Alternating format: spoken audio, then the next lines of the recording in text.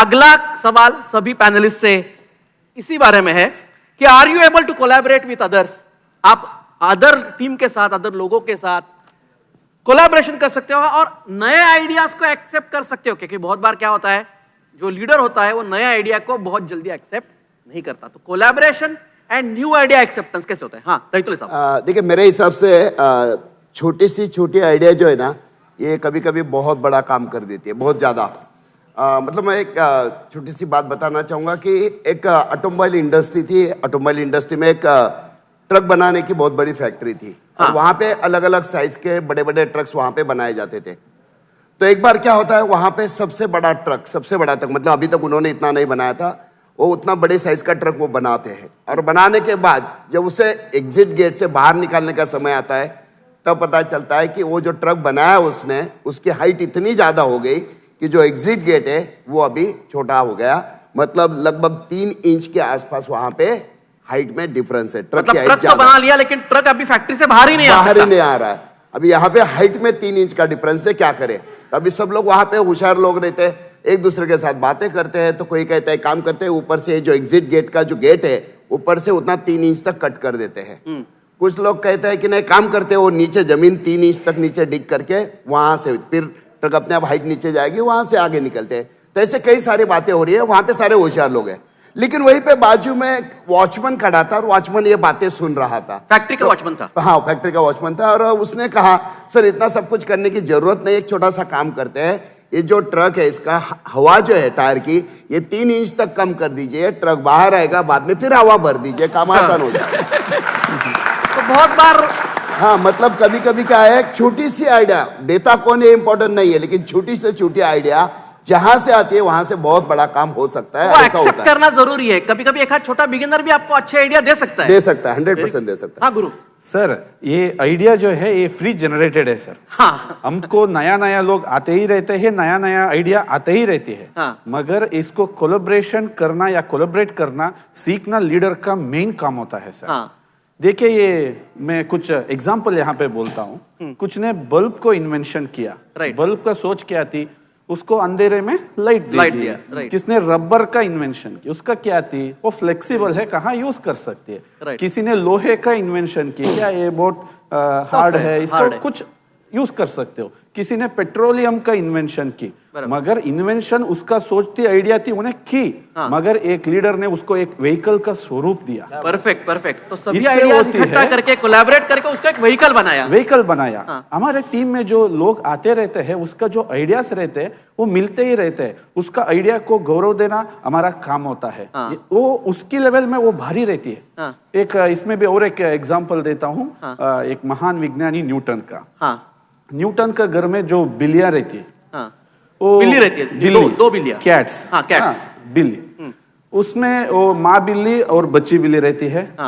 उसमें क्या प्रॉब्लम क्या होता है कि उसको बाहर जाने के लिए, अंदर आने के लिए बड़ी दरवाजा हर बार खोलना पड़ता है, डालना पड़ता है। उन्हें एक कारपेंटर को बुलाता है।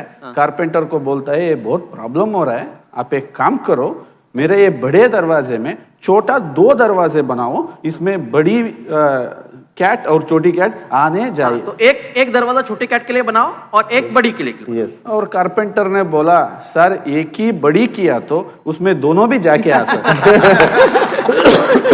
इसमें क्या है ना, न्यूटन महान विज्ञानी है उसकी सेक्टर में, कारपेंटर उसकी सेक्टर में भी वो भी महान है। राइट। इसीलिए वो एक्सेप्ट करना जरूरी है। इसके लिए सबके आइडिया एक्सेप्ट करना, उसको इम्प्लीमेंट करना और सही तरीके में लेके जाना, ये लीडर का काम है। आइडियाज आते रहेंगे, लेकिन सही तरीके से उसको लेके जाना ये लीडर का काम है। बहुत अच्छा बात। हाँ, क्या मैं उसमें तो ऐड करना चाहूंगा कि ये कोलैबोरेशन करना जरूरी क्यों है। बिकॉज हर एक आदमी का कुछ ना कुछ स्पेशलिटी होता है। मतलब हर चीज में वो वही मास्टर होता है। जैसा इसको समझने के लिए मैं एग्जांपल दूंगा कि एक बार जंगल में पूरे के पूरे एनिमल मिलके एक स्पोर्ट्स का इवेंट रखते हैं। तो वहाँ बहुत सारे कैटेगरीज होते हैं स्पोर्ट्स में, जैसा पानी में तैरना है, उसके बाद पेड़ में चढ़ना है, उसके बाद दौड़ना है। तो खरगोश है वो दौड़ में 1 नंबर आता है, बंदर है वो पेड़ में चढ़ने में 1 नंबर आता है। उसके बाद मछली है वो पानी में तैरने में एक नंबर आती है। मतलब यहाँ क्या हर एक आदमी कहाँ ना कहाँ उसके फील्ड में वो मास्टर है। तो ऐसे ही हमारे टीम में बहुत सारे लोग होते हैं कि जो अच्छा सेमिनार ले सकता है, कुछ लोग होते हैं तो अच्छा प्रोडक्ट का ट्रेनिंग कर सकता है, कोई अच्छा माइक्रो प्लानिंग कर सकता है। तो हर एक को रोल अगर डिफाइन किया और उनको रोल दिया और उनका स्पेशलिटी अगर यूज किया तो 100% वहाँ मार्वलस रिजल्ट आ जाता है। Great great great. हाँ मुकेश। किरण सर के ही पॉइंट को मैं आगे लेके जाऊंगा कि एक्चुअली हर एक लीडर के अंदर अपनी एक स्ट्रेंथ रहती है। हर एक लीडर के अंदर अपनी एक स्ट्रेंथ रहती है। कोई अच्छा मोटिवेशन या स्पीकर हो सकता है, कोई अच्छा एडमिनिस्ट्रेशन हो सकता है। हर एक लीडर की अपनी एक अलग स्ट्रेंथ है। तो अगर हम कोलिब्रेट करते हैं और उसका अगर मैं मेरा लाइव एग्जांपल मैं लेता हूं तो क्योंकि मैं जब भी नेट्सअप में आया, इससे पहले भी मैंने जो भी कहा तो एज ए मोटिवेशनल स्पीकर ही काम करा। 1000 लोग का प्रोग्राम, 2000 लोग का प्रोग्राम, तो ये मेरा स्ट्रेंथ था और उससे मुझे बेनिफिट भी हुआ। पर कहीं मुझे एडमिनिस्ट्रेशन जो है उसके अंदर मैं थोड़ा वीक था।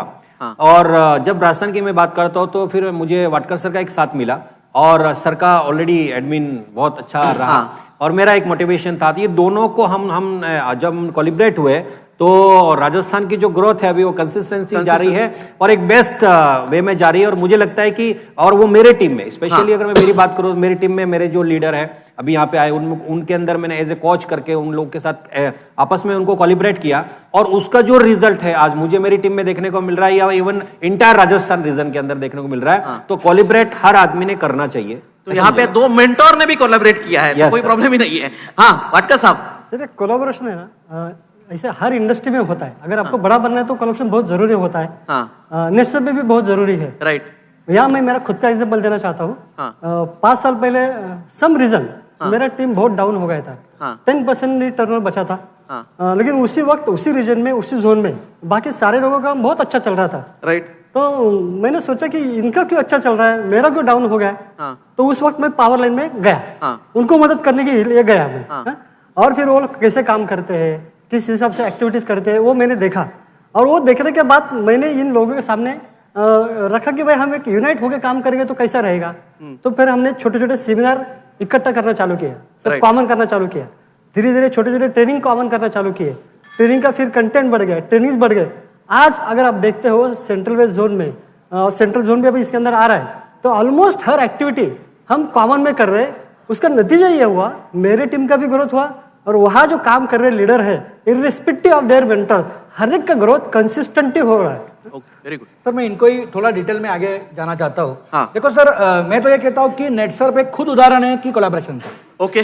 देखो सर, यहाँ पे अगर आप हम लोग यहाँ पे बैठे, यहाँ पे कुछ लोग बैठे, ये अभी ट्रेनिंग प्रोग्राम चल रहा है, कोलैबोरेशन सही है ना। सर मुझे कहना क्या है, देखो सर, मतलब हम लोग जब रेगुलर हम लोग काम करते हैं तो भी यही करते हैं कि देखो यहाँ पे क्या हुआ है, यहाँ पे नेटसर्फ एंड नेटवर्क ये इकट्ठा आया है। राइट। मतलब मेंटर्स और हमारे कंपनी के जो ऑफिशियल्स है ये सब लोग इकट्ठा आते हैं पहले लेवल पे। वहां पे हम लोग कुछ आइडियाज लेते हैं, है ना, आइडिया बोला ना आपने। राइट। तो हम लोग कुछ आइडिया लेते हैं सबके जरिए और वो आइडिया को एक प्रोजेक्ट बनाते हैं और ये 1 महीने का, 3 महीने का, भी जैसे ये फास्ट ट्रैक का प्रोजेक्ट है, तो ये इस प्रकार के हम लोग प्रोजेक्ट बनाते हैं। अभी ये प्रोजेक्ट और इंफॉर्मेशन लेके हम लोग कहाँ जाते हैं, तो हमारे जोन में जाते हैं। राइट। तो जोन में जो ओसीएम होते हैं और जो मैनेजर्स होते हैं वो इकट्ठा आते हैं, वो अपना स्ट्रैटेजी बनाते हैं। उसके बाद में यही आते हैं सर, यहाँ पे सारे लोग, बहुत सारे लोग एमसीएम में, तो हम ही यही आइडिया लेके हम लोग एमसीएम में जाते हैं और एमसीएम के जरिए हर एक रीजन में और हर एक टीम में अलग अलग प्रोग्राम जाते हैं अलग अलग लोगों के जरिए। इसका फायदा क्या हुआ, हर एक लोगों का अलग अलग रीजन में ना जाते हुए भी आज पॉकेट लगाए, परफॉर्मेंस बढ़ाए। मतलब कोलैबोरेशन एक ऐसा है कि जिसके जरिए हम हमारा परफॉर्मेंस कम समय में, कम शक्ति में ज्यादा से ज्यादा बढ़ा सकते कर सकते। Very good. सर देखिए, सीनियर के साथ क्या रीजन वाइज कोलैबोरेशन करके तो हम लोग काम करते ही है, लेकिन मुझे लगता है अलग अलग सिचुएशन में भी हम लोगों को कोलैबोरेशन करके काम करना चाहिए।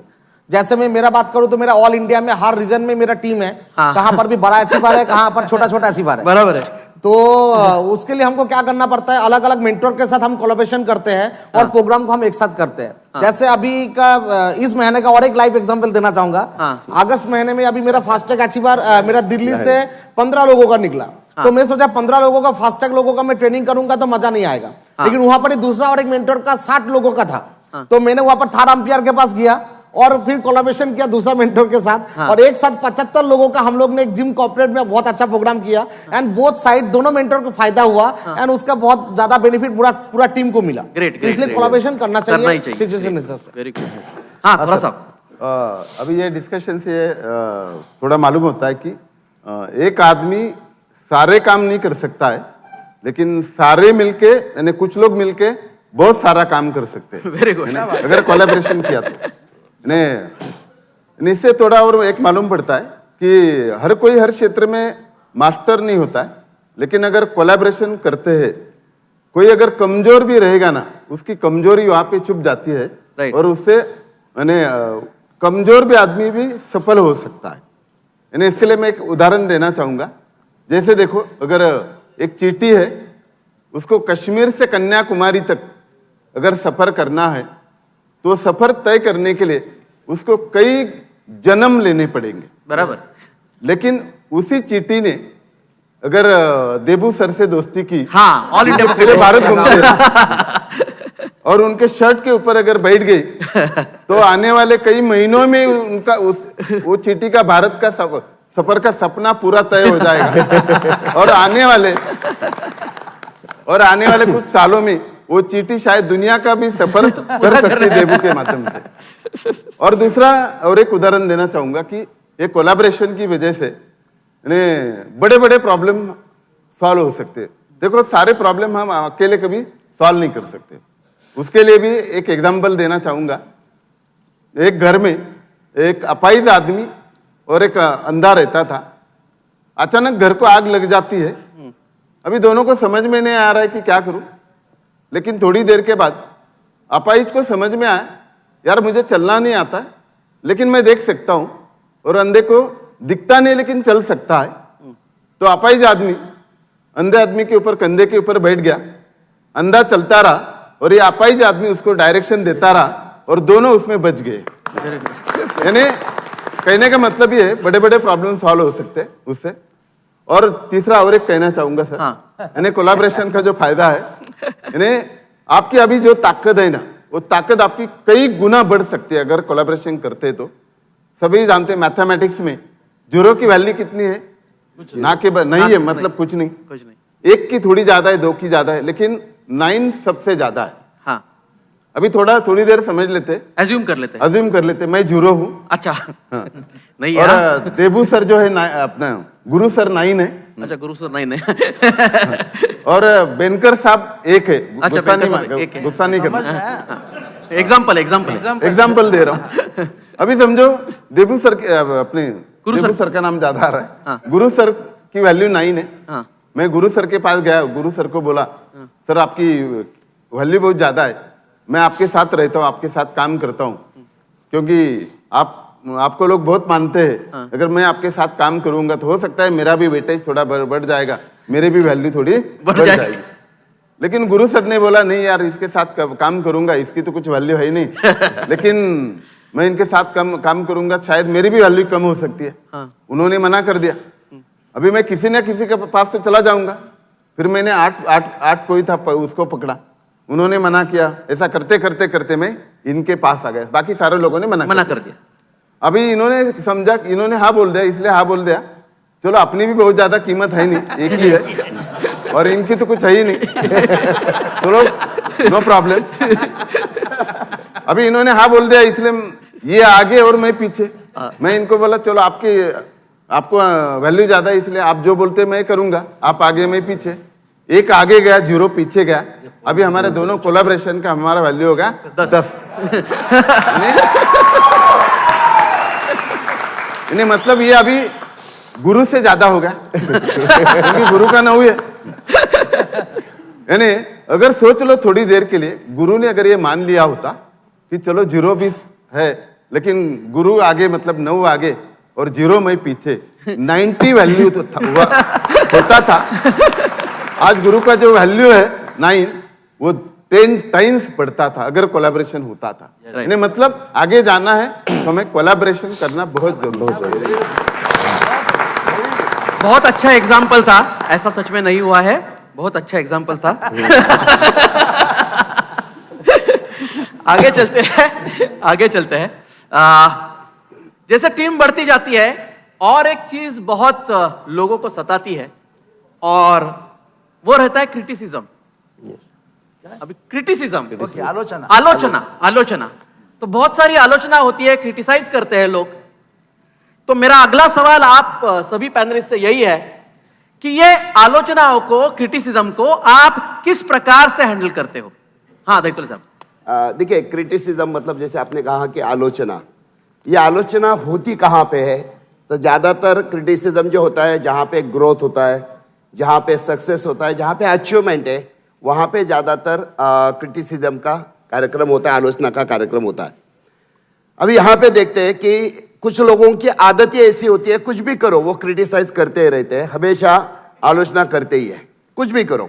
एग्जाम्पल देता हूं कि अगर मैंने 1 करोड़ रुपए कमाए और मैं रास्ते से जा रहा हूं, पैदल जा रहा हूं, तो कुछ लोग क्या कहेंगे, 1 करोड़ रुपए कमाए लेकिन अभी भी सुधरा नहीं है, अभी भी पैदल ही जा रहा है। 1 करोड़ कमाने के बाद अगर मैंने घोड़ा लिया, घोड़ा, और घोड़े के ऊपर बैठ के टकटक टकटक टकटक करके मैं जा रहा हूं, तो लोग क्या कहेंगे कि इसने 1 करोड़ क्या कमाया, इसको अभी मस्ती आ गई, घोड़े से ये घोड़े पे जा रहा है। अभी 1 करोड़ कमाने के बाद अगर मैं 40 लाख की मर्सिडीज लूं और उस गाड़ी से जाऊं, तो लोग क्या कहेंगे, ये इसने 1 करोड़ क्या कमाया, अब इसको चर्बी आ गई, हाँ, अभी गाड़ी से जा रहा है। मतलब कहने का मतलब है कुछ भी करो, लोग क्रिटिसाइज करने ही वाले हैं। लेकिन एक बात यहाँ पे बहुत इंपॉर्टेंट है, लोग क्रिटिसाइज करते हैं मतलब करते क्या है, आलोचना करते हैं मतलब करते क्या है, तो वो अपने अंदर की कमियां हमें, मतलब हमारे अंदर जो कमियां है हमें दिखाने की कोशिश करते हैं। तो ये एक साइड से देखा जाए तो ये अच्छी बात है, क्योंकि जो वो हमें कमियां दिखाते हैं उसी के ऊपर अगर जाके हम काम करते हैं तो उसी को हम लोग स्ट्रेंथ में बदल सकते हैं। ये एक बहुत इंपॉर्टेंट बात है। अभी देखिए, यहाँ पे एक बात मैं आपसे कहना चाहूंगा कि कभी कभी ऐसा भी होता है कि सामने वाला जब क्रिटिसाइज करता है, जब आलोचना करता है, तो कभी कभी किसी का ईगो हर्ट होता है, किसी को गुस्सा भी आता है, राइट।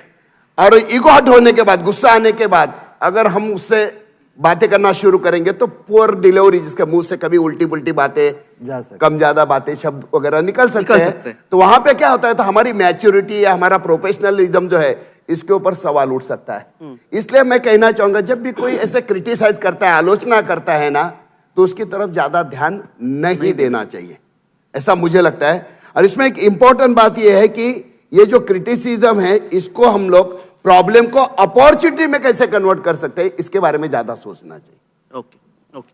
हाँ सर, सुग्रे साहब, मैं ये आलोचना जो होती है, हाँ, इसके बारे में मेरा व्यू क्लियर है एकदम। हाँ, मेरे कुछ वेल विशर्स है, हाँ, जैसे कि कंपनी है या नेटवर्क के लोग हैं या मेरे फैमिली है, अगर वो मेरी आलोचना कर रहे हैं तो मैं सीरियसली लेता हूँ, हाँ, क्योंकि वो मेरे वेल विशर्स हैं। हाँ, वो जो भी बोल रहे हैं वो सीरियसली लेता हूँ। मुझ में चेंज करना है, मैं चेंज करता हूँ, क्योंकि मुझे मालूम है ये मेरा अच्छा सोचते हैं। राइट। लेकिन कुछ लोग ऐसे हैं जिनको कुछ लेना देना नहीं है, हाँ, वो भी तो आलोचना करते हैं। बराबर। उनके लिए तो मैं ध्यान नहीं देता हूँ, निगलेक्ट कर देता हूँ, उसको इग्नोर कर देता हूँ। हाँ, मतलब अगर मैं उसकी तरफ भी ध्यान दूं तो मुझे और तकलीफ होगी। मैं किसकी तरफ ध्यान दे रहा हूँ, जो मेरे वेल विशर्स, वहां पे मेरा डेवलपमेंट। तो क्रिटिसाइज कौन कर रहा है, वो ज्यादा इंपॉर्टेंट बात कर। हाँ गुरु सर, आपका सवाल है क्रिटिसाइज को कैसे रेस्पॉन्ड करते हैं। हाँ। मेरा आंसर है उसको रेस्पॉन्ड नहीं करना है। अच्छा रिस्पॉन्ड करना नहीं है। हाँ, एक क्रिटिसाइज है ना, ये सोडे का बॉटल जैसा होता है। आप जैसे इतना हिलाओगे ना वो उतना बाहर आएगा। हाँ। ऐसे ही आप इतना रेस्पॉन्ड करोगे ना उतना क्रिटिसाइज बढ़ जाएगी। राइट। जो क्रिटिसाइज, जो अगला जो लॉस्ट का अस्त्र होता है, हाँ। जो हमारे जो शत्रु है उसको हमारे ऊपर चलाने के लिए वो हमने नहीं देना चाहिए। हाँ। आचार्य चाणक्य ने एक बात बोलती है सर, हाँ। वो बहुत इंपॉर्टेंट भी बोलता है, शत्रु को शत्रु मत बनाओ तब तक उसका वीकनेस तुझको पता नहीं हो। ओके।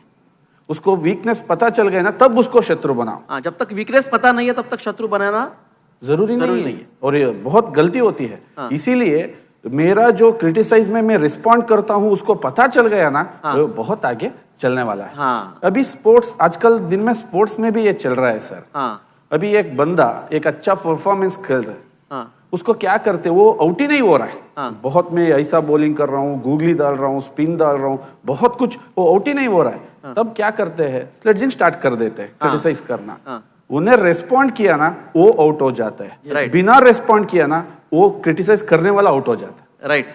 तो आप अगर फोकस रखोगे अपना क्लियर और ये जो क्रिटिसिज्म है उसको रिस्पॉन्ड नहीं करोगे तो 100% आगे जा सकते हो। हाँ किरण, मैं इसमें एक बात ऐड करना चाहूंगा कि जैसा हमने देखा कि क्रिटिसाइज जब करते हैं तो निगलेक्ट करना चाहिए। लेकिन कुछ जगह ऐसा है कि जैसे एग्जांपल मैं बताऊंगा कि ये अलग अलग जगह के अलग अलग टाइप के क्रिटिसाइज होते हैं। बहुत सारे लोग डायरेक्ट सेलिंग इंडस्ट्री के बारे में क्रिटिसाइज करते हैं, जिसका एग्जांपल मुझे एक्सपीरियंस अच्छा है। राइट। मेरा सपना था क्लास 1 ऑफिसर बनना, लेकिन इस इंडस्ट्री में आया तो बहुत सारे लोगों को इस इंडस्ट्री के बारे में नॉलेज नहीं था। लोग मुझे बोलते थे तो ये क्या सेल्समैन वाला काम कर रहा है, तो लोग मुझे ऐसे बोलते थे। बराबर है। अभी उस टाइम मैं ये समझ लिया कि ये लोग ऐसा क्यों सोच रहे हैं, तो मुझे एक ही पता चला कि उनको इंडस्ट्री के बारे में नॉलेज नहीं है। मतलब मैं वहाँ एक एग्जांपल देखा कि अगर मोबाइल में मेमोरी फुल होता है तो डाउनलोड कभी होता नहीं, तो उस मेमोरी को डिलीट करना पड़ता है। फिर मैंने क्या करना चालू किया, जो लोग ऐसा इस इंडस्ट्री के बारे में बोलते थे तो उनको मैंने इस इंडस्ट्री के बारे में समझाना चालू कर दिया कि इंडस्ट्री शुरुआत कहाँ से हुई, ये वर्ल्ड में कितना ग्रो हो रहा है, इंडिया में क्यों बदनाम था, लॉ नहीं थे, अभी क्यों अच्छा होने वाला है। मतलब मैंने उनके दिमाग में जो गलत फहमियां थी उसको डिलीट करना स्टार्ट कर दिया। वही लोग आज क्लास 1 ऑफिसर है, लेकिन वो बोलते हैं कि तू सही जगह है और हम गलत जगह है, वो आज यहाँ आना चाहते हैं। Great great great. हाँ मुकेश, आप कुछ ऐड कर रहे हैं? सर, आलोचना के बारे में मेरा ऐसा एंगल है कि आप जो भी अभी आपका जो नेचुरल अभी जो लाइफ चल रहा है, किसी भी इंसान का, आप नौकरी कर रहे हो वहां कोई आलोचना नहीं करेगा। अगर आप खेती कर रहे हो आप कोई आलोचना नहीं करेगा, आप कोई बिजनेस कर रहे हो कोई आलोचना नहीं करेगा। लेकिन जिस दिन आप एक नया विचार लेके मार्केट में आओगे, आलोचना वहां से स्टार्ट हो जाएगा। और वैसा ही नया विचार जब मैं जब ट्रेडिशनल में था तो मुझ पे कोई आलोचना नहीं करता था। लेकिन जब से मैं नेटसप का एक नया विचार लेके आया, मुझ पर आलोचना चालू हो गया। ये भी मुझसे से एग्री होते होंगे, क्योंकि यस, आज ये भी एक नया विचार लेके मार्केट में जा रहे हैं। और आज 1 19 2 19 4 19 6 19 पे और बहुत आगे जाना है। तो मेरा ऐसा मानना है कि आप अपने आप को कन्विंस कर लो कि मैं जो बिजनेस कर रहा हूं ये दुनिया का बेस्ट बिजनेस है और ये इससे ही मेरा जिंदगी बदल सकता है। फिर दुनिया का कोई भी आलोचक आपको आलोचना करे, आपका कुछ नहीं बिगाड़ सकता और आप कभी उसको रिस्पॉन्ड नहीं करोगे। इसलिए अपने आप को कन्विंस करो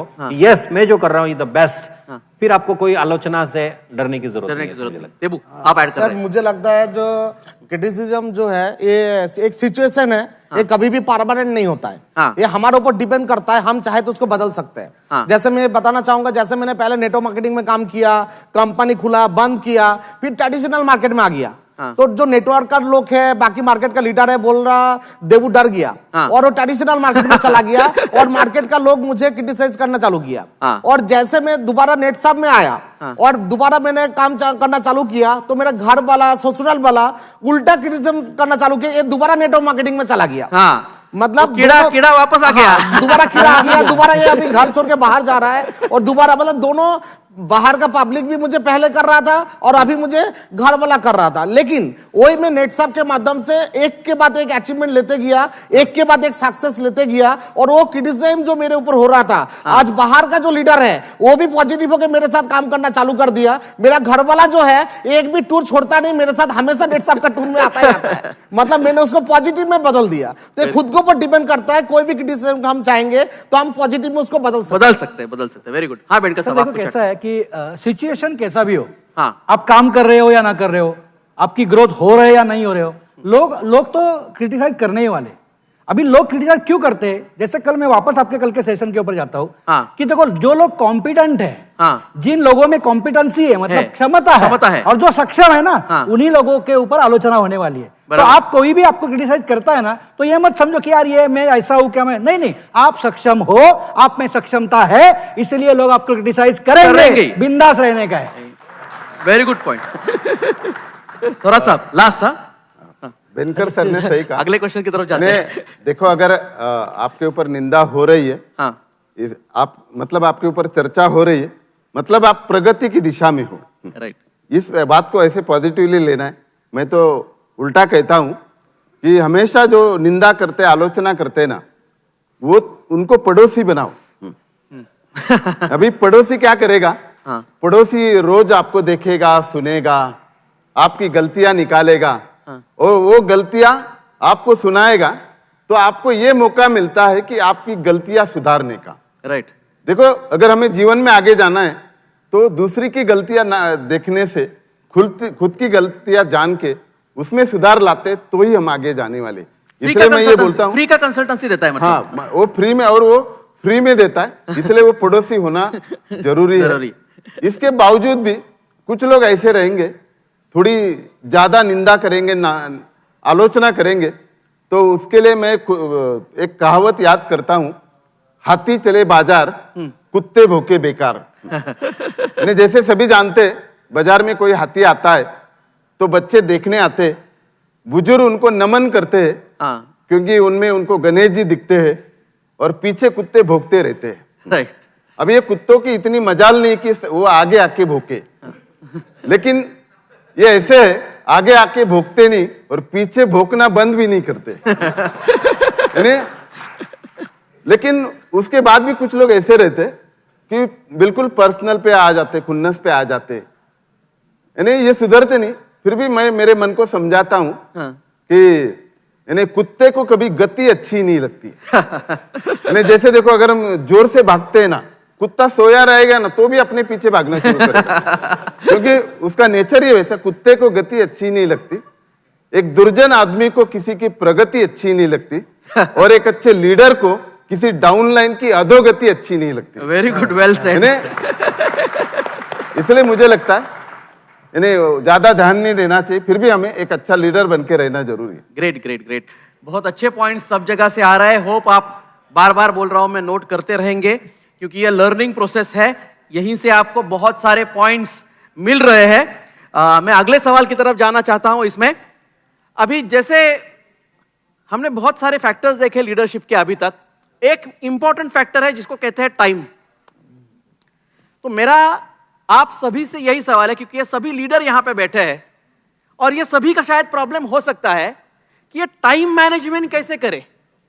तो मेरा अगला सवाल यही है, हाउ यू मैनेज टाइम। हाँ वेंकट साहब, आपसे स्टार्ट। तो देखो, नेटवर्क मार्केटिंग का एक बिजनेस सूत्र है और उसका नाम है PMT। PMT, okay. P for people, M for money and T for time. Right. अभी बहुत सारे लोग बोलते हैं कि भाई नेटवर्क मार्केटिंग में इन्वेस्टमेंट नहीं है। हाँ। लेकिन मुझे लगता है कि सबको मालूम है कि यहाँ पे टाइम तो इन्वेस्ट करना पड़ता है। राइट, है ना? तो इन्वेस्टमेंट है, हाँ, टाइम की इन्वेस्टमेंट है। तो टाइम इन्वेस्टमेंट करेंगे तो क्या होगा? तो नेटवर्क बनेगा, मतलब पीपल आएंगे, लोग आएंगे। राइट। और लोग आएंगे तो ऑटोमेटिकली पैसा आएगा कि नहीं आएगा? 100% आएगा। मतलब मैं इसमें गुणाकार के पद्धति में बोलता हूं कि भाई P into T is equal to M। People into time equal to money. Perfect, perfect, बहुत अच्छा पॉइंट बोला। हाँ सारी साहब। अभी बजा है 12:35। हाँ। ये है 12:35, 19 अगस्त 2021 का। हाँ। ये 12:35 रोज आएगा। हाँ। अगस्त महीना भी हर साल आएगा। हाँ। लेकिन 2021 लाइफ में कभी आने वाला नहीं है। बराबर है। तो 2021 का 12:35 में ये हमारे लिए बहुत इंपॉर्टेंट है, क्योंकि समय पे काम होना चाहिए, हर काम समय पे होना चाहिए। हम जो काम कर रहे हैं तो हर एक काम का समय होता है। जैसे हम कॉलिंग करते हैं तो मॉर्निंग में ही होना चाहिए। हम अगर दोपहर में या शाम में कॉल करेंगे तो उस टाइम हमारे मीटिंग्स रहते हैं और उस टाइम हम कॉल करने का कोई फायदा नहीं होगा। तो कॉलिंग हमारा मॉर्निंग में होना चाहिए। सारी फील्ड एक्टिविटी 10 बजे से लेकर शाम को 6-7 बजे तक करनी चाहिए, और रात में थोड़ा टीम का स्टडी करना भी जरूरी है। तो इस हिसाब से अगर हम करेंगे तो डेफिनेटली हम यहाँ पे सक्सेस हो गया, ऐसा मुझे लग रहा है। ओके, मतलब टाइम को प्रॉपर डिवाइड करना चाहिए। हाँ भटकर साहब, आप कुछ इस दुनिया में हर एक के पास 24 घंटा ही है। हाँ। गरीब से गरीब हो उसके पास भी 24 घंटा है। The richest person in the world उसके पास भी 24 घंटा है। हाँ। तो रिच क्यों है, ये गरीब क्यों है? तो इसमें एक सूत्र काम करता है, OPM and OP। Right. Other people money and other people efforts. जो रिच लोग है ना, बिजनेसमैन है, वो लोगों का टाइम इस्तेमाल करते हैं। 5,000 लोग हैं, 10,000 लोग हैं, 1 लाख लोग हैं, तो उन्होंने कुछ पैसा देके लोगों का टाइम खरीद किया है, और जो टाइम खरीद कर सकता है वो सबसे रिच बनता है। हम भी कौन है? हम भी तो बिजनेसमैन ही है, या 1-19 के ऊपर के सारे लोग हैं। राइट। मिनिमम टीम साइज ये 5,000 है, 10,000 है, 20,000 है, 50,000 है। तो उनका टाइम आप कितने इफेक्टिवली यूज कर सकते हो, उतना आप कितना रिच बन सकते हो, ये डिसाइड हो सकता है। Very good. हाँ देखो, आप सर, डायरेक्ट सेलिंग इंडस्ट्री में time is equal to money एक कॉमन वर्ड है। हाँ। ये हर किसी को मालूम है, और मुझे लगता है मनी को हमको ज्यादा से ज्यादा चाहिए। तो जो मेरा करंट टीम है, रनिंग टीम है, उसके साथ साथ हमेशा नया टीम ओपन करने के लिए भी हम लोगों को टाइम निकलना चाहिए। हाँ गुरु। सर, हम तो टर्नओवर मल्टीप्लिकेशन में ज्यादा सोचते हैं, ज्यादा टाइम देते हैं, मगर टाइम मल्टीप्लिकेशन सोचना बहुत इंपॉर्टेंट है। टाइम टर्नओवर मल्टीप्लिकेशन से ज्यादा time important, time multiplication. Time multiplication, क्योंकि टाइम से ही टर्नओवर आने वाला है। राइट। आज का मार्केट जैसा हुआ है, हम थोड़ा उसके ऊपर देखा तो सर कोई नहीं क्रिकेट देखने के लिए स्टेडियम नहीं जा रहे, मगर क्रिकेट खेला जा रहा है, इससे प्रॉफिट आया रहा है। ये कैसे चल रहा है? मगर किसी ने आदमी कहाँ तो बैठ के देख रहा है। मगर ये क्या हुआ, टाइम से इतना सारा प्रॉफिट तो जा रहा है, मगर टाइम में बहुत बड़ा फायदा है। इसको क्या करना चाहिए? हमको टाइम का अवर्स बढ़नी चाहिए। इसीलिए हम जो नया टीम आते रहते हैं, उसके साथ हमारा जो कम्युनिकेशन है, जो प्लानिंग है, वो ज्यादा होना चाहिए। जो पुराने लीडर है वो हमारा काम ही करता रहता है, उसके साथ नया शेड्यूल लगाना, नया टीम बढ़ाना, ये ना टाइम मल्टीप्लिकेशन बढ़ाते हैं, उससे टर्नओवर बढ़ाती है, उससे बहुत कुछ ग्रोथ होती है। ग्रेट ग्रेट ग्रेट, बहुत अच्छा पॉइंट गुरु ने बोला। हाँ सचिन। सर टाइम मैनेजमेंट की हम लोग बात करते हैं, तो जो हम लोग टाइम इन्वेस्ट कर रहे हैं टीम के ऊपर, तो वो एफिशिएंटली जाना चाहिए और उसमें से मैक्सिमम आउटपुट आना चाहिए। तो ये करने के लिए एक चीज़ को समझना इंपॉर्टेंट है कि टीम होती कैसी है हमारे पास। तो जो भी टीम हमारे पास आती है वो हम लोग उसको डिवाइड कर सकते हैं। एक लीडर्स होते हैं और एक लवर्स होते हैं। ओके। तो कुछ लीडर्स आते हैं, कुछ लवर्स आते हैं, तो कुछ आपके लवर्स भी होते हैं टीम में। तो ये जो लीडर्स होते हैं, इनकी ये खासियत होती है कि ये किसी का ज़्यादा सुनते नहीं, क्योंकि इनको पता है क्या करना है, तो ये अपना अपना करते रहते हैं। जो लवर्स जो होते हैं ना, वो आपकी हर बात सुनते हैं, यानी आप हाजी करने वाले लोग बहुत होते हैं, तो वो कुछ भी आप बोलो वो हाँ करते रहेंगे। दूसरी खास बात है कि ये जो आपका बिजनेस आ रहा है ना, उसमें से 80% बिजनेस है जो है वो ये लीडर्स लेके आते हैं, और बचा हुआ 20% लीडर जो बिजनेस आ रहा है वो ये लवर्स लेके आते हैं। अभी ये लीडर्स की जो संख्या है टीम में वो 20% ही होती है। 80% हमारे पास लवर्स होते हैं। और हम जो करते हैं, हम हमारा 80% टाइम जो देते हैं वो ये 80% लवर्स को देते हैं, क्योंकि अपनी बात सुनता है। तो सुनता है, कुछ भी हम बोले वो यस बोलता है, तो हम लोग 80% टाइम उसको दे देते हैं। और हमारा जो 20% टाइम बचता है, वो जो 80% बिजनेस लेके आ रहा है लीडर, हम लोग उसको सिर्फ 20% टाइम देते हैं। यही जो रेशो है, इसको हम लोग अगर उल्टा करते हैं, यानी हमारा 80% टाइम जो है ये 20% जो लीडर्स है हमारे पास उनमें जाना चाहिए, और जो बचता है हमारे पास 20% टाइम, ये जो 80% लवर्स है अपने, उसमें वो 20% आपका टाइम जाना चाहिए। तो आप टाइम को इजीली मैनेज कर सकते हो, और जो टाइम दे रहे हो उसमें आप 100% आउटपुट निकाल सकते हो। Okay, so this is time management मेरे हिसाब से। Great great great. चलो अगली क्वेश्चन की तरफ जाते हैं हम। टाइम मैनेजमेंट जैसा इंपॉर्टेंट है, क्योंकि ये टाइम मैनेजमेंट से ही एक होता है work life balance. Work life balance मतलब आप घर और आपका काम कैसे बैलेंस करते हो, वर्क लाइफ बैलेंस कैसे करते हो, ये भी इंपॉर्टेंट है। और मेरा अगला क्वेश्चन यही है कि how do you maintain work life balance. हाँ सुग्रीव साहब। मैं इसके ऊपर बोलना चाहूँगा सर। वर्क लाइफ बैलेंस मतलब हमारा होता क्या है, हम एक बार ऐसा प्रोग्राम हो गया, टारगेट रहता है, हम एक बार ऐसे घुस जाते हैं काम में, तो फैमिली की तरफ शायद ध्यान नहीं दे जाता है, दोस्तों को टाइम नहीं दे पाते हैं, कभी घर में घुस गए तो फिर टीम को टाइम नहीं दे पाते हैं। फिर मतलब ये इम्बैलेंस होता है, तो दोनों जगह पे नाराजगी हो सकती है। तो हमको क्या करना चाहिए, कैसे ये बैलेंस कर सकते हैं? तो हम लोग जो होते हैं, हमारा नेटसप के साथ बिजनेस कर रहे हैं, साथ में हमारा फैमिली है, हमारे दोस्त है और हमारी सोसाइटी है। तो पहला प्रायोरिटी फिक्स करना चाहिए, कि मैं पहला प्रायोरिटी किसको दूंगा। अगर मेरा पहला प्रायोरिटी नेटसप बिजनेस के लिए है, तो मेरा क्या होगा, बिजनेस अच्छा होगा तो पैसे आएंगे। फिर मेरा सेकंड प्रायोरिटी रहेगा मेरा फैमिली। अब इससे क्या होगा, पैसे अच्छा आ रहे तो मैं फैमिली को अच्छी लाइफस्टाइल दे सकता हूं। फिर मेरा तीसरा प्रायोरिटी रहेगा मेरे फ्रेंड्स। अगर ये दोनों के बाद टाइम बचा तो इससे क्या होगा, थोड़ा सा एक अलग माहौल भी मिलता है, महीने 2 महीने में एक बार वो भी करना चाहिए। और लास्ट होता है सोसाइटी, समाज। हमारे पास अच्छे पैसे, तो हम समाज में कोई अच्छा काम कर रहे हैं उसको भी हम कुछ सपोर्ट कर सकते हैं। जब आप ये प्रायोरिटी फिक्स करोगे तो इम्बैलेंस होने का कोई कारण नहीं होता है। प्रॉब्लम तब आता है जब हमारा प्रायोरिटी चेंज होता जाता है ना, तब ये प्रॉब्लम आता है। तो मेरे हिसाब से प्रायोरिटी क्लियर रहेगी, अगर प्रायोरिटाइज तो करते हैं वर्क और लाइफ ये दोनों करेक्ट बैलेंस रहेगा। Very good very good. हाँ गुरु। सर ये मेरे लिए बहुत मैच होती है। हाँ, वर्क लाइफ बैलेंस। ओके। क्योंकि नेटसर्फ आने से पहले ही मैं काफी बिजी था, एक बिजनेस भी मैं चला रही थी। आपको लगती है कैसा बैलेंस होती है, ये समझना बहुत जरूरी है। वर्क और लाइफ, वर्क क्यों कर रहे हैं, लाइफ के लिए, लाइफ क्यों है, वर्क के लिए, ये म्यूचुअल है। इसमें तो ये चलने वाला ही है। इसमें ना इसको बैलेंस कैसे कर सकते हैं हम, देखिए ना, आप लोग यहाँ है 1.19 है, 2.19, सफायर प्रेसिडेंट, सब लोग है यहाँ पे।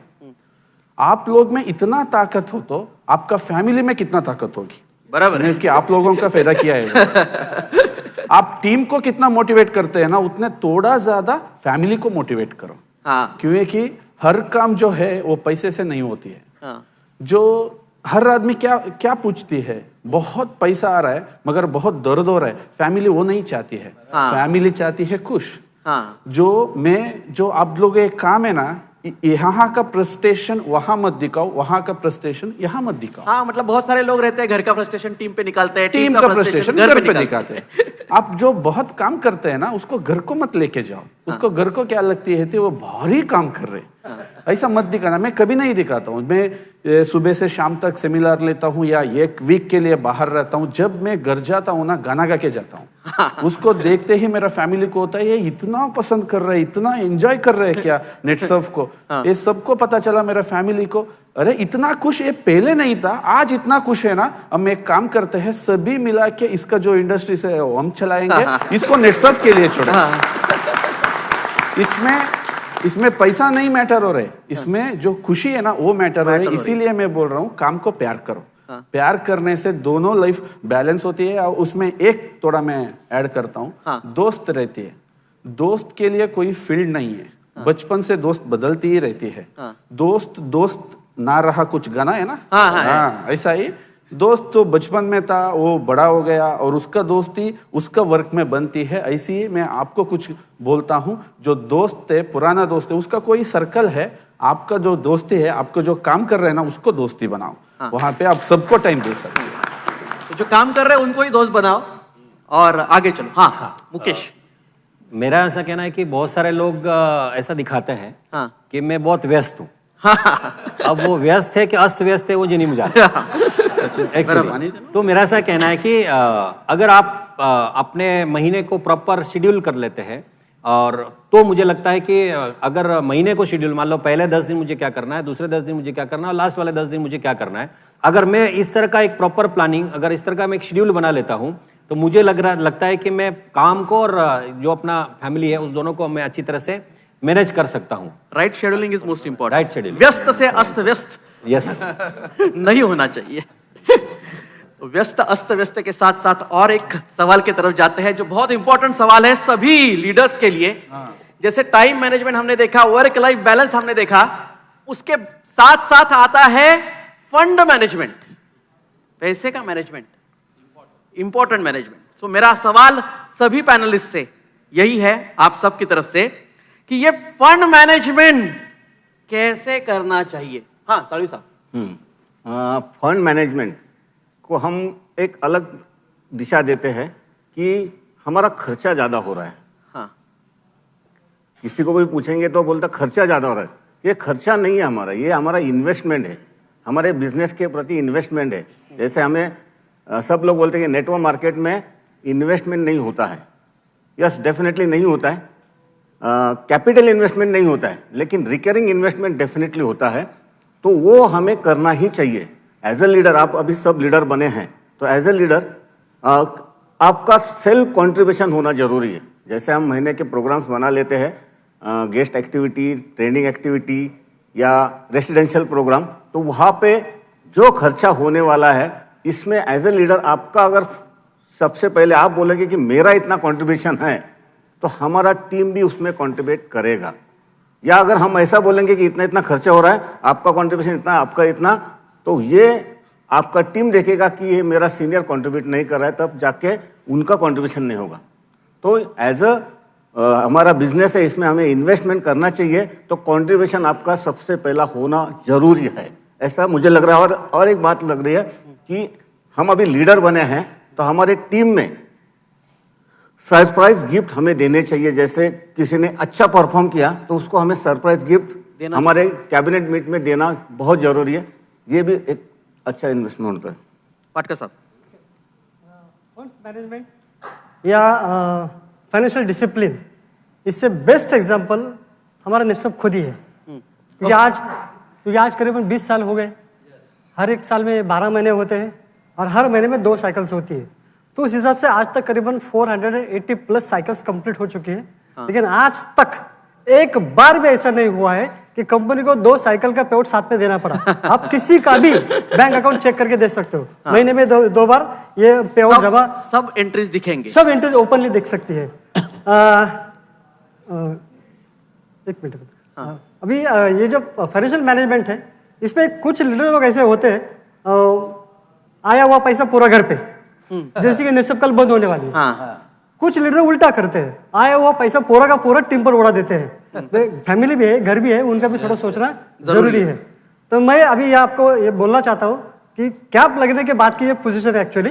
मैं 30% जो खर्चा है वो टीम पे करता हूँ, 30% खर्चा मेरा घर, मेरा गाड़ी और मेरा सेल्फ एक्सपेंसेस उसके ऊपर करता हूँ। 10% मैं मेरे फैमिली को देता हूँ और 30% फ्यूचर के लिए मैं इन्वेस्ट करता हूँ। ये कैप होने के बाद की मैं बात कर रहा हूँ।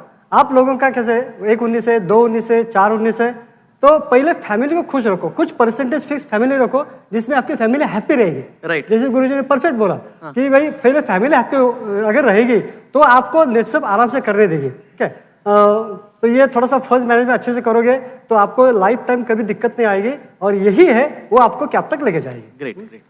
हाँ किरण। एक्चुअली फंड मैनेजमेंट ये प्रॉब्लम मुझे कभी नहीं आया, बिकॉज अगर आप पेआउट डिटेल में जाएंगे तो वहाँ पूरा के पूरा दिया हुआ है। इनिशियली आप काम करते हैं तो अप टू 3% आपका नेटवर्क कमीशन है। जब आपका एकोमोडेशन इनकम 50,000 हो जाता है तो आपको 3+1 दिया जाता है। राइट, प्रोडक्ट प्रमोशन के लिए दिया जाता है। उसके बाद आपका 2 लाख टोटल इनकम होता है एकोमोडेशन, उसके बाद 4+1 दिया जाता है। बराबर है, तो वहाँ ट्रेनिंग इंसेंटिव दिया जाता है। और उसके बाद आपका 10 लाख इनकम क्रॉस होता है तो आपको 5+1 बिजनेस डेवलपमेंट, मतलब वहाँ डिटेल्स दिया है कंपनी ने। तो मैंने शुरुआत से ये मेंटेन किया है। एक्चुअली मैं आपको बोल रहा हूँ कि अगर इस बिजनेस में अगर हमको सक्सेस होना है तो 100% 50% अमाउंट ये खर्चा करना ही चाहिए। बिकॉज मैं मानता हूँ कि ये जब हम काम करते हैं तो हमारे नीचे बहुत से लोग काम करते हैं। अगर हमको पैसा आता है मतलब वो किसी का खून पसीने का पैसा है, कोई तो मेहनत कर रहा है इसलिए हमको पैसा आता है, तो ये 100% 50% पैसा खर्चा करना चाहिए। अगर मेरे बारे में बोला जाऊंगा तो इनिशियली मेरा अनमेरिड था, तब नेटसप में मैं काम कर रहा था। फैमिली की मतलब फैमिली नहीं था तो बहुत ज़्यादा पैसे की जरूरत नहीं थी, तो मैंने उस टाइम 80% तक किया। ये मैं पर्सनल किया, लेकिन मैं नहीं बोल रहा हूँ स्टैंडर्ड मत बोलो, लोग पागल हो जाएंगे क्या कर रहा है ये। लेकिन उसका नतीजा क्या हुआ, मैं जल्दी सक्सेस पाया मैंने। तो 50% ये करना चाहिए ऐसा मुझे लगता है। ओके। मेरा पूरे पैनलिस्ट एक सवाल है। हाँ ओके। अभी मुकेश सवाल पूछ रहा है, मेरे रोल में जा रहा है। हाँ, क्या खर्चा करना कंपलसरी है, करना चाहिए? ये डर गया, देखो मैंने बोला था ना 80%। ठीक है ना, मैं इसका जवाब देना चाहूंगा। एक्चुअली वाटकर बोल रहा है खर्चा करो, ये बोल रहा है खर्चा करो। हाँ, अब ये इसलिए इसके दिमाग में ये सवाल आया कि क्या खर्चा करना पड़ता है क्या। लेकिन शुरुआत में ही सालवी ने क्लियर किया था, जब हम टीम पे ऊपर कुछ कर रहे हैं, इसको खर्चा नहीं समझो, इसको इन्वेस्टमेंट समझो, क्योंकि ये आपका इन्वेस्टमेंट है। खर्चा वो है जो आप खुद के लिए कर रहे हो। हाँ, मतलब गाड़ी लिया, किधर और घूमने गए, वो खर्चा है। टीम में आप जो कर रहे हैं ना, आपका इन्वेस्टमेंट है। अच्छा, क्यों करना चाहिए इन्वेस्टमेंट? क्योंकि अगर आप कोई ट्रेडिशनल बिजनेस देखते हो, वहां पे कैपिटल इन्वेस्टमेंट होता है और बिजनेस चलाने के लिए भी इन्वेस्टमेंट, ऑपरेशनल इन्वेस्टमेंट करना पड़ता है। अभी हम लोग बहुत खुश नसीब है, हमारे लिए कैपिटल इन्वेस्टमेंट 0 लगा है। बराबर। लेकिन ये बिजनेस हमको अगर ग्रो करना है, आगे लेके जाना है कैपिटल, तो हाँ कंपनी ने कर दिया है कैपिटल। कंपनी तो कर दिया है। अब हमारे लिए कैपिटल इन्वेस्टमेंट 0 है, लेकिन हमको अगर ये बिजनेस ग्रो करना है, आगे लेके जाना है, तो हमको ये चलाने के लिए जो ऑपरेशनल ये लगेगा इन्वेस्टमेंट, ये हमको टाइम टू टाइम करना ही पड़ेगा। अभी ये करते समय क्या करना पड़ेगा मेरे हिसाब से, तो सिचुएशन के हिसाब से इन्वेस्टमेंट कीजिए।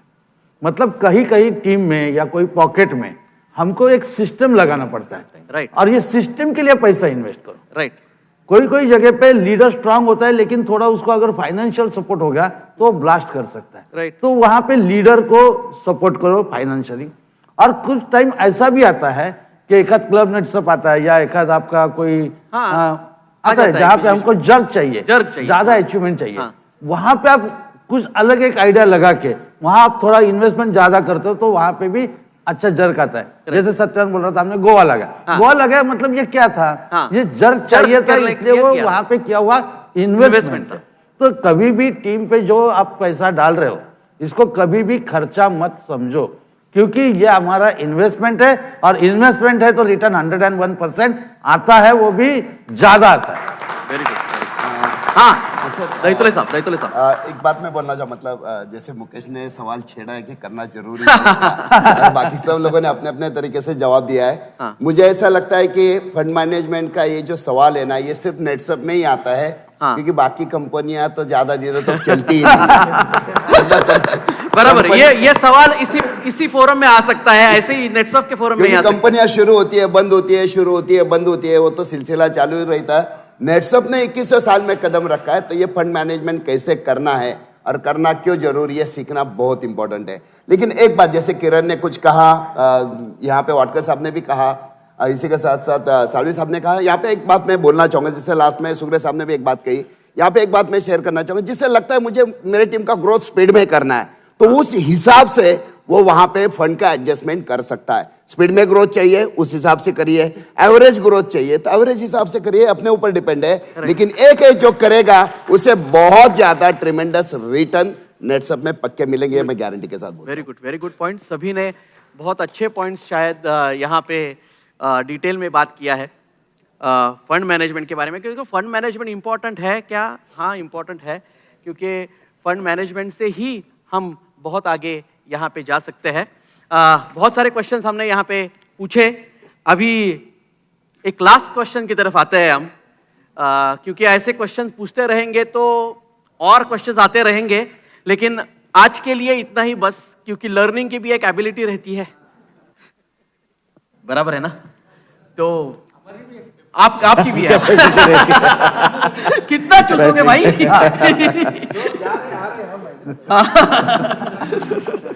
ओके, तो लास्ट सवाल आप सभी पैनलिस्ट से, और ये मैं चाहूंगा इसका आंसर सभी ने देना है। ओके। और जितना, जैसे सचिन ने बोला था कम्युनिकेशन में, हाँ, जितना संक्षिप्त आप आंसर दे सको उतना अच्छा है। एक वाक्य में दे सको बहुत अच्छा है, लेकिन संक्षिप्त 2 आंसर, एकदम एक वाक्य नहीं बोलूंगा, 2 वाक्य हो गए, टेंशन नहीं है। सवाल तो क्या है? संक्षिप्त में दे दो कि देखो अभी हम लीडर के बारे में बात कर रहे हैं, लीडरशिप के बारे में बात कर रहे हैं, तो एक लीडर के ऐसे कौन से इंपॉर्टेंट वैल्यूज है जो लीडर को रखने ही चाहिए? तो what are the values which are most important for leader? और ये मेरे हिसाब से हम सिक्वेंशियली जाते हैं, क्योंकि सभी आंसर देने वाले हैं। तो सचिन से हम शुरुआत करते हैं और सुग्रे साहब की तरफ जाते हैं, उसके बाद हम थोड़ा साहब से शुरुआत करेंगे और दैतुले साहब तक जाएंगे। ओके हाँ, एक एक करके। सर वैल्यूज तो बहुत सारे हैं जो लीडर्स में चाहिए, वो लेकिन एक चीज जो मुझे चाहिए कि लीडर वो चाहिए जो टीम में एक सिस्टम ठीक से लगाए। क्योंकि हम लोग हमेशा, तो मैं तो हमेशा बोलता हूं कि अगर आज आप कुछ दिनों के लिए, कुछ महीनों के लिए अगर आप सिस्टम से काम करते हो तो ये सिस्टम जिंदगी भर आपके लिए वापस काम करने वाला है। तो लीडर वो चाहिए जो टीम में सिस्टम ठीक से लगाए। Very good. समय ही हमें सफल बनाता है और यही समय हमें असफल भी बना सकता है। इसलिए एज ए लीडर समय की पाबंदी होनी बहुत जरूरी है। Very good.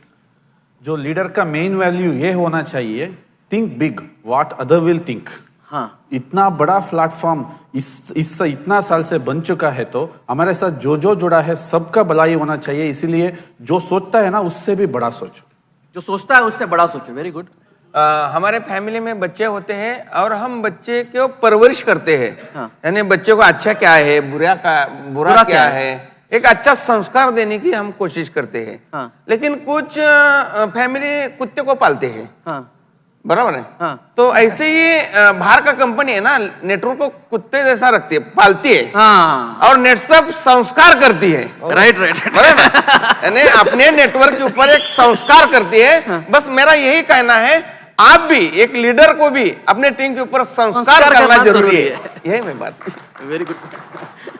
मैं लीडर के बारे में बोलना चाहूंगा कि if your action inspire to other, dream more, learn more, do more and to become more, then you are a leader. Great great. मेरा हमेशा से मानना है, जैसी सोच वैसा रिजल्ट आता है। अभी देखो मैं थोड़ा सर 2 मिनट हाँ, ये जो लास्ट मार्च में कोरोना आया, पैंडेमिक आया और अभी तक चल रहा है, 16 महीना हो गया। ये पूरा सिचुएशन पूरी दुनिया में रहा और ये किसी ने पहले अनुभव नहीं किया था। लेकिन हुआ क्या, ये 1.5 साल में 16 महीने में तो 3 टाइप के लोगों के ऊपर परिणाम हुए। पहला, कुछ लोग फ्रस्ट्रेट हो गए, राइट, कुछ लोग सर्वाइव हो गए और कुछ लोग सक्सेसफुल हो गए। परफेक्ट है। और मेरा ऐसा मानना है ये ऐसा क्यों हुआ, बिकॉज जैसी सोच थी वैसा रिजल्ट आया। राइट, मतलब ये पैंडेमिक आने के बाद कुछ लोग जिनकी सोच कमजोर थी वो लोग डर गए। डरने की वजह से वो किसी से मदद की अपेक्षा करने लगे। किसी को टाइम नहीं था आपको हेल्प करने का, और ये फ्रस्ट्रेट हो गए क्योंकि ये सोच रहा था मेरा जॉब गया, मेरा ये गया, क्योंकि उसकी सोच जो थी वो कमजोर थी। कुछ लोग थे वो क्या थे, सोच बैलेंस था। उसने सोचा सबके लिए ऐसा हुआ है ना, मैं अभी कुछ तो दूसरा करके देखता हूं, बाद में मेरा जब चालू होगा तब करूंगा। तो इसका सोच थोड़ा बैलेंस था, वो लोग सर्वाइव हो गए। मतलब सलून वाले ने सब्जी बेचा ना, तो उसने क्या किया, वो बैलेंस रहा उसका सोच। और कुछ लोग जो थे ना, उसका सोच स्ट्रांग था।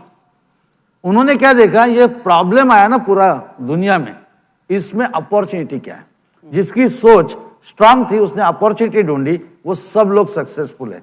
और आज का प्रोग्राम हमारे इधर चल रहा है ना सर, ये बिकॉज नेटसप की सोच स्ट्रांग है, इस वजह से चल रहा है। क्योंकि पैंडेमिक में आपने जो सोच दी पहला कि हम जूम पे जा सकते हैं, हम ये कर सकते हैं, वो कर सकते हैं, वो अपॉर्चुनिटी वाला सोच था, इस वजह से ये प्रोग्राम चल रहा है। तो मेरा हमेशा से मानना है, बड़ा रिजल्ट निकालना है तो सोच बदलो। सोच बदलेगा, काम करने का तरीका बदलेगा, काम करने का तरीका बदलेगा, रिजल्ट 101% बदलेगा। Great great great.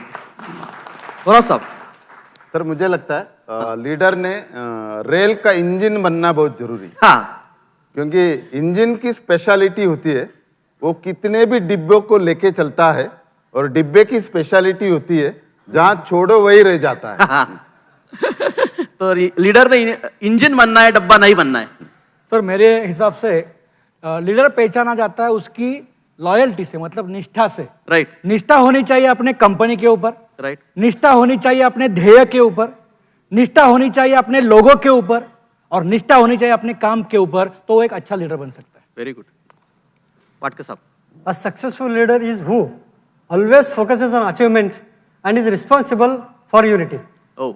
सर मुझे लगता है लीडर्स का डेली एक्टिविटी होना चाहिए, कभी भी एक्टिविटी छोड़ना नहीं चाहिए, एवरीडे होना चाहिए एंड सिचुएशन के हिसाब से करना चाहिए। जैसे अभी लॉकडाउन था, अभी हम लोग 100% डिजिटल में काम किया और डिजिटल में बहुत सारा लीडर ने कैब लगाया, बहुत बड़ा बड़ा पे आउट लिया।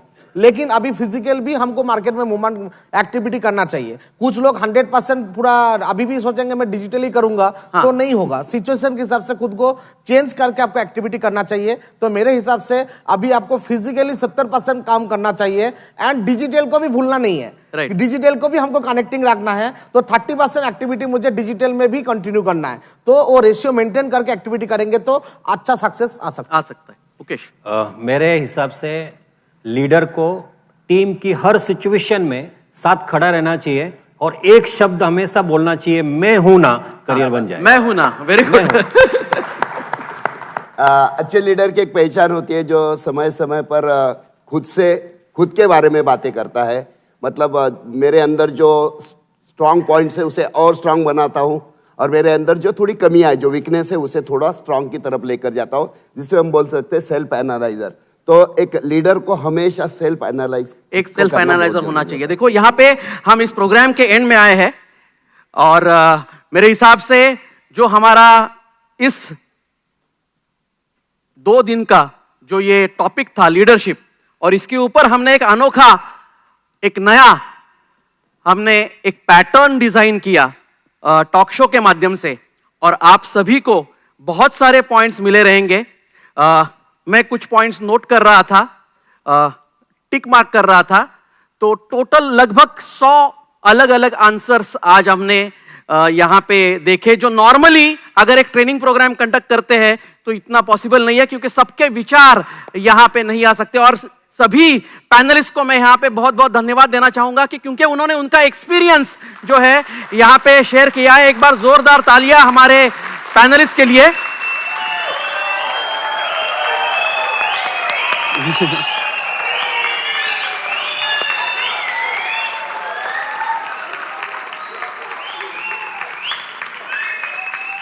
और मुझे 100% गारंटी है कि आपने बहुत सारा चीजें यहां पे ग्रैब की रहेगी, क्योंकि हर जो पैनलिस्ट है उसका नेटवर्क मार्केटिंग में, डायरेक्ट सेलिंग में बहुत बड़ा एक्सपीरियंस है। मतलब अगर ये 12 लोग हैं टोटल, तो ये 12 लोगों में जितना एक्सपीरियंस हमें मिला है, जितने नॉलेज हमें मिला है, वो एक एक से लेना बहुत मुश्किल होता है। लेकिन एक बहुत अच्छा कोलैबोरेशन यहां पे हमने देखा, और इस कोलैबोरेशन के माध्यम से, एक टॉक शो के माध्यम से हमने लीडरशिप के बारे में बहुत सारे पॉइंट्स आप तक लेने की कोशिश की, आपको बताने की कोशिश की।